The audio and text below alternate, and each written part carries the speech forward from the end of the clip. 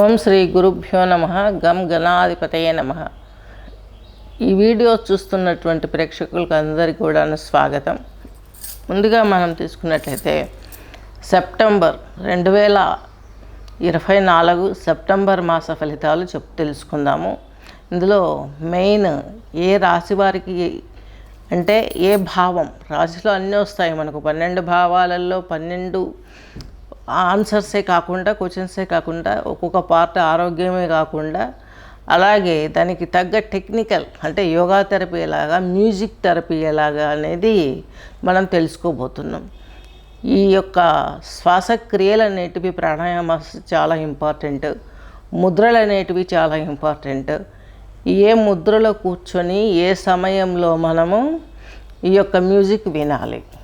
ఆ music therapy ద్వారా మనకు ఏ చక్రం, మన శ్వాస మీద ధ్యాస పెట్టి మ్యూజిక్ వింటుంటే ఎంత డెప్త్కి శ్వాస వెళ్తుంది, ఏ చక్రం దగ్గర మళ్ళా అది రివర్స్ వస్తుంది, ఇవన్నీ చాలా క్లియర్గా అబ్జర్వ్ చేస్తే కళ్ళు మూసుకొని ఆ ముద్రలో కూర్చొని ఆ యొక్క మ్యూజిక్ వింటూ మనకు క్లియర్గా అర్థమవుతుంది. ఈ శ్వాస ద్వారా మ్యూజిక్ వింటున్నప్పుడు ఏ నక్షత్రం వరకు వెళ్తుందన్నది కూడా క్లియర్గా తెలుస్తుంది. ఒక్కొక్క చక్రాకి ఒక్కొక్క గ్రహం అధిపతి. అక్కడికి వెళ్ళిన తర్వాత అక్కడ ఒక రాశి ఉంటుంది, ఒక గ్రహము ఆ రాశి ఉంటుంది, సంబంధించిన రాశి ఉంటుంది. ఆ రాశి వరకు ఆ శ్వాస వెళ్తుంది. వెళ్ళినప్పుడు ఆ చక్రం అంటే ఆ గ్రహ దశ మన జాతకంలో బాగుందా బాగలేదా, ఆ దశలో మనం ఏమేమి చేసుకోవాలన్నది, ఏ యోగ ముద్రతోటి, ఏ యోగాసనతోటి మనం ఏం చేసుకోవాలన్నది క్లారిటీగా మనకు అర్థమవుతుంది మ్యూజిక్ థెరపీ ద్వారా. మ్యూజిక్ థెరపీ చాలా పవర్ఫుల్ సబ్జెక్ట్ ఇది.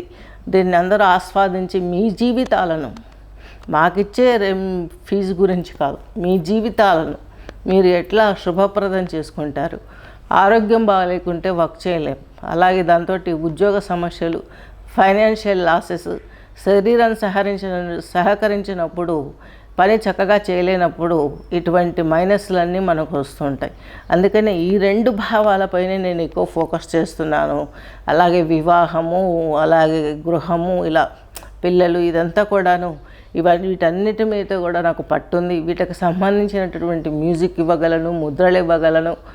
అలాగే యోగాసనాలలో మీరు ఎట్లా ఏ చక్రాన్ని వైబ్రేట్ చేసుకోవాలన్నది కూడా చెప్పగలను. చెప్పేటప్పుడు నేను చెప్పే వీడియో మాత్రం తీసుకునేది ఫైనాన్స్ అండ్ హెల్త్ థెరపీ తీసుకుంటున్నాను, గమనించగలరు.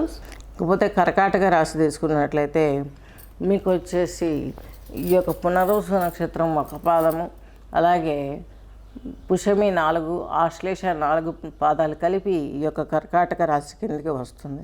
మీకు అష్టమ భావం, ఈ సప్తమ భావాధిపతి అయినటువంటి శని భగవంతుడు మీకు ఈయన ఈ యొక్క స్థితిలో, ఈ టైంలో అష్టమ శనికి కూడా గోచారంలో ఉన్నాడు.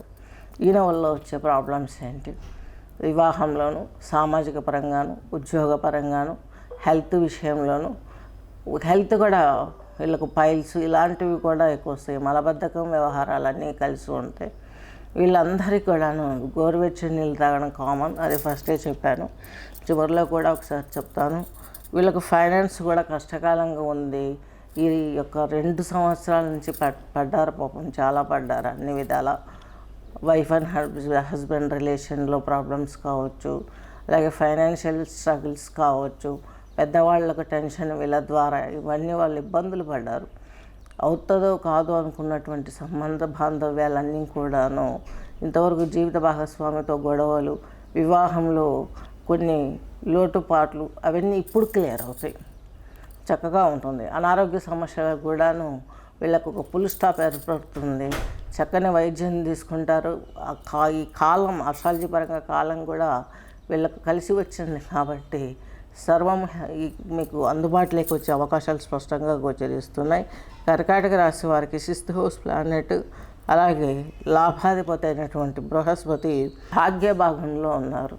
ఈయన భాగ్యభాగంలో ఉండబట్టి ఉద్యోగంలో మీకు ఎక్కువ లెవెల్స్ పైకి ఎదిగే అవకాశాలు ఎక్కువ. కొంచెం ఒత్తిడి ఉంటుంది, ఆరోగ్య సమస్యలు మధ్యలో వచ్చిపోతూ ఉంటాయి, ఫైనాన్షియల్ స్ట్రక్స్ అప్పుడప్పుడు మధ్యలో అవుతూ ఉంటాయి. కాకపోతే లాభాధిపతి కూడా కాబట్టి వీటన్నింటికి ఈయన ఫుల్ స్టాప్ పెట్టే అవకాశాలు స్పష్టంగా ఉన్నాయి. మీకు లాభస్థానంలో ఉన్నాడు కాబట్టి యోగించాలి, ఖచ్చితంగా యోగిస్తాడు. ఈ ఉద్యోగంలో గ్రోత్ అనేది వస్తుంది. మీరు ఆచరించవలసినటువంటి ముద్ర తీసుకున్నట్లయితే మీకు ఈ యొక్క ఇక్కడ వచ్చేసి 9th హౌస్లో మీకు ఈ యొక్క రాహు ఉన్నాడు కాబట్టి రాహు మీకు తృతీయాధిపతి. అలా అయిన రాహు భాగ్యంలో ఉండటం తండ్రి గారికి మీ ద్వారా కొంత చింతన ఏర్పడే అవకాశం ఉంటుంది కాబట్టి వారు మీరు మీ ఇద్దరికి ఉన్నటువంటి రిలేషన్ ఎక్సలెంట్ రిలేషన్ కాబట్టి మీరు ఏదైతే ముద్ర వేస్తారో మీ ఉద్యోగంలో ఉన్నటువంటి స్థిరత్వం ఇంకా దృఢమవుతుంది. అలాగే శనికి అలాగే అస్ట్రాలజీ పరంగా మీరు తైలాభిషేకాలు చేసుకుంటూ జపహోమ తపాదులు చేయించుకుంటూ ఇవన్నీ చేసుకున్నట్లయితే మీకు చక్కని అవకాశాలు వస్తాయి. ఇది మనకు ముస్లిమ్స్ క్రిస్టియన్స్ దశమ భాగం అనే పద్ధతిని ఈ యొక్క ఖచ్చితంగా పాటిస్తారు. మనకు వచ్చే శాలరీలో 10% అలా దైవానికి పేదలకి అనేది తీసి పెడతారు. ఈ హిందూ సిద్ధాంతంలో హైందవ సంస్కృతిలో సనాతన ధర్మంలో ఉన్నటువంటి పద్ధతి ఇప్పుడు కనుమరుగైపోయి హిందూస్ ఎంత దిగజారిపోయారంటే దశమ భాగం అంటే ఏంటో కూడా తెలియలేనటువంటి స్థితికి వెళ్ళిపోయారు. ఆ స్థితి నుంచి బయటపడాలి. మీ సంపాదనలో కొంత వెచ్చించండి. మీకు బ్రాహ్మణులు ఊరికే ఇస్తే ఏం తీసుకోరు. మీ జాతకాలను చెక్ చేయించేసి దానికి సంబంధించిన దోషాలను నివృత్తి చేసి వాళ్ళు పొట్ట నింపుకుంటారు. మనకు మేలు జరిగే కార్యక్రమాలు చేపడతారు కాబట్టి అది గౌరవంగా వాళ్ళు చెప్పినప్పుడు మీరు మనం వినవలసిందే, పాటించవలసిందే, గమనించగలరు. మీకు ఏది చూసుకున్నా కూడా ఇప్పుడంతా ప్లస్ పాయింట్లు నడుస్తుంది మీ పీరియడ్. ఈ యొక్క కర్కాటక రాశి వారికి, కర్కాటక లగ్నం వారికి కష్టాలు తొలగిపోతున్నాయి త్వరలో. మబ్బు వీడిన చందమామలాగా, మబ్బు వీడిన సూర్యభగవానులాగా చక్కగా వెలుగుతూ ఉంటుంది మీ జీవితం, గమనించగలరు. స్వస్తి.